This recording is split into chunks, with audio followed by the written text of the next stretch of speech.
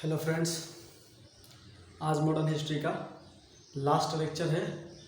ठीक है, इसलिए आज थोड़ा सा माइंड ओपन करके पढ़िएगा और जब तक सारे लेक्चर नहीं देखिएगा, ठीक है, तो आपको कभी भी जो है कोई भी लेक्चर उतने अच्छे तरीके से समझ में नहीं है। मेरा जो मॉडर्न हिस्ट्री का लेक्चर है, ठीक है, उसका प्लेलिस्ट बना हुआ है। वो सारे प्लेलिस्ट के हर एक लेक्चर को बारी बारी करके कंटिन्यूसली, ठीक है, बाय वन करके देखिए, तभी जा कर के मॉडर्न हिस्ट्री का बिल्कुल सही तरीके से आपको समझ में आएगा कि हाँ भाई, आखिर कैसे हमारा देश जो है आज़ाद हुआ था। ठीक है, 1757 के बाद आखिर क्या हुआ, क्या योजना है, INC कैसे बना, कैसे बहुत सारा जो है बहुत अच्छे तरीके से कवर किया हूँ बहुत ही कम टाइम में। ठीक है, इसलिए लेक्चर को पूरी जो है वो देखिए, उसके बाद अपने आप जो है खुद में देखिएगा कि हाँ भाई, मैं कुछ देखा हूँ, कुछ पढ़ा हूँ, कुछ समझा हूँ। ठीक है, तो जिस तरीके से अब भारत जो है लगभग आज़ाद होने के कगार पे थी, क्योंकि जिन्ना जो है वो बोल दिया था कि जब तक पाकिस्तान एक अलग देश पाकिस्तान की बात नहीं होगी, INC नहीं करेगा, तब तक हथियार उठाओ और दंगे करो, ऐसा जिन्ना बोल देता है। और उसके बाद धर्म के आधार पे बहुत कम्युनल वायलेंस देखने को मिलता है और लगभग बहुत जगह पे काफ़ी ज़्यादा मात्रा में खून खराबा देखने को मिलता है। और गांधी जी जो है ऐसा नहीं चाहते थे, क्योंकि वो अहिंसा पे विश्वास करते हैं। तो उन्हें भी बहुत ज़्यादा दुख हुआ, बहुत ज़्यादा प्रॉब्लम हुआ कि यार मैं कैसे जो है खिलाफत आंदोलन के टाइम में, ठीक है, कि किस तरीके से मैं इंडिया और हिंदू और मुस्लिम को, INC और मुस्लिम लीग को जो है एक करने की कोशिश किया था। आज वही लोग जो है वो काफ़ी ज़्यादा दंगे कर रहे हैं। ठीक है, इसके बाद जो है वो आखिरी वायसराय हमारा लॉर्ड माउंटबेटन बनते हैं इंडिया का। ठीक है, और उस टाइम प्रधानमंत्री जो है वो क्लेमेंट एटली होते हैं ब्रिटिश का। तो लॉर्ड माउंटबेटन जो है, और ब्रिटिश गवर्नमेंट भी ये जान चुकी थी कि अब जो है भारत को पावर ट्रांसफ़र करना ही पड़ेगा।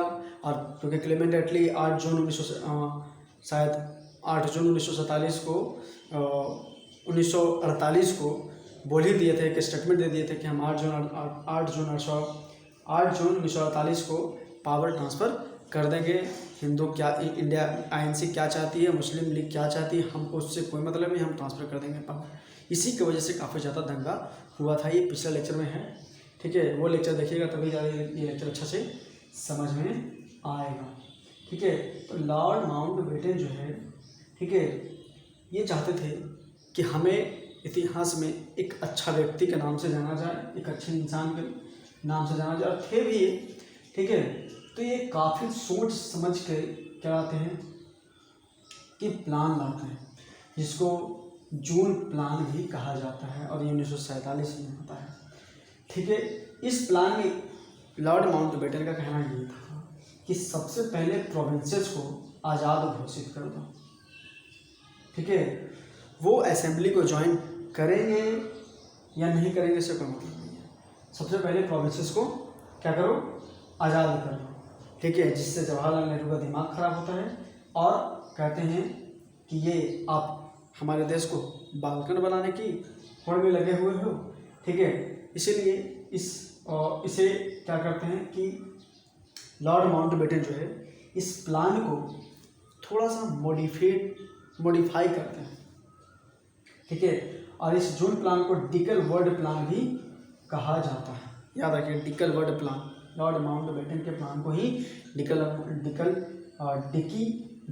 वर्ड प्लान कहा जाता है। ठीक है, इसके बाद जब इस प्लान में मॉडिफाई होती है, ठीक है, वो मॉडिफाई होने के बाद 18 जुलाई 1947 को आती है। तब इसको इंडिया इंडिपेंडेंस एक्ट बोला गया। इसी प्लान को इंडियन इंडिपेंडेंस एक्ट बोला गया, याद रखिए।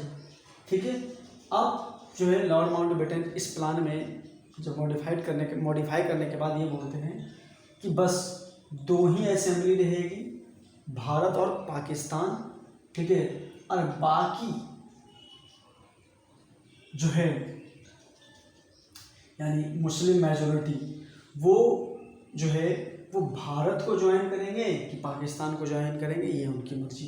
तो मुस्लिम मेजॉरिटी तो पाकिस्तान को ज्वाइन करेंगे, क्योंकि जिन्ना जो है अच्छे तरीके से बरगलाने में कामयाब हो गए थे 1907-8 के बाद। ठीक है, सूरत अधिवेशन के बाद, ठीक है, काफ़ी ज़्यादा जो है जिन्ना दिमाग लगाने लगे थे। ठीक है, जब 1930 में जब वो मुस्लिम लीग ज्वाइन करते हैं उसके बाद, ठीक है, वो मुस्लिम लोगों को काफ़ी ज़्यादा बरगलाने में, काफ़ी ज़्यादा सपोर्ट लेने में, ठीक है, वो जो है वो कामयाब हो जाते हैं। और इसी वजह से मुस्लिम मेजॉरिटी जो है वो पाकिस्तान ज्वाइन करता है। और NWFP, ठीक है, ये जो NWFP थी, जो डिस्ट्रिक्ट थी, ठीक है, यहाँ अब्दुल गफ्फार खान जो है वह नहीं चाहते थे, ठीक है, कि मतलब ये ऐसा हो, भारत और पाकिस्तान बटे। लेकिन क्या होता है कि इसका जो सिलेट डिस्ट्रिक्ट होती है वहाँ वोटिंग होती है, और वोटिंग होने के बाद जो है ये जुड़ती है। और उसके बाद सिंध को भी कहा जाता है कि वोटिंग हो, और ये वोटिंग होकर के ये पाकिस्तान में मिल जाते हैं। उसी तरीके से पंजाब और बंगाल में भी वोटिंग होती है, तो पंजाब और बंगाल में जो है वो पाकिस्तान के साथ जुड़ जाते हैं। और पार्टीशन के बाद तुरंत जो है पावर ट्रांसफ़र कर दिया जाता है। ठीक है, और जो है इंडिया और पाकिस्तान के बीच एक बॉर्डर तय की जाती है, उसको सर साइरन रेडक्लिफ के नाम से जाना जाता है। ठीक है, अब और इस योजना को INC भी और जिन्ना, ये दोनों जो है वो एक्सेप्ट करती है। तब आप पूछ सकते हैं कि जब INC इस योजना को एक्सेप्ट कर सकती है तो पहले से क्यों नहीं मान रही थी कि पाकिस्तान एक अलग देश बने? क्योंकि INC के पास अब कोई चारा ही नहीं था, क्योंकि बहुत ज़्यादा दंगे फसाद हो रहे थे, बहुत ज़्यादा प्रॉब्लम क्रिएट हो रहा था। ठीक है, बहुत लोग जो है वो मारे जा रहे थे, बहुत खून खराब हो रहा था।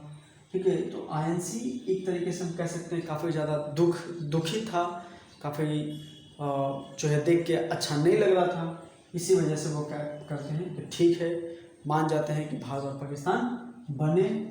और यहाँ तक तो ये भी कहा जा सकता है कि जीवी पंत जो है वो बेचारे इतने मतलब दुखी हो जाते हैं कि पार्टीशन हो, नहीं तो फिर सुसाइड हो। ठीक है, और फिर हमारा इंडिया जो है इंडिपेंडेंस हो जाता है। और ये रहा मॉडर्न हिस्ट्री का लास्ट लेक्चर। इसके बाद क्वेश्चन सीरीज हम लोग कवर करेंगे।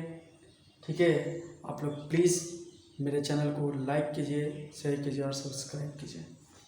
Thank you.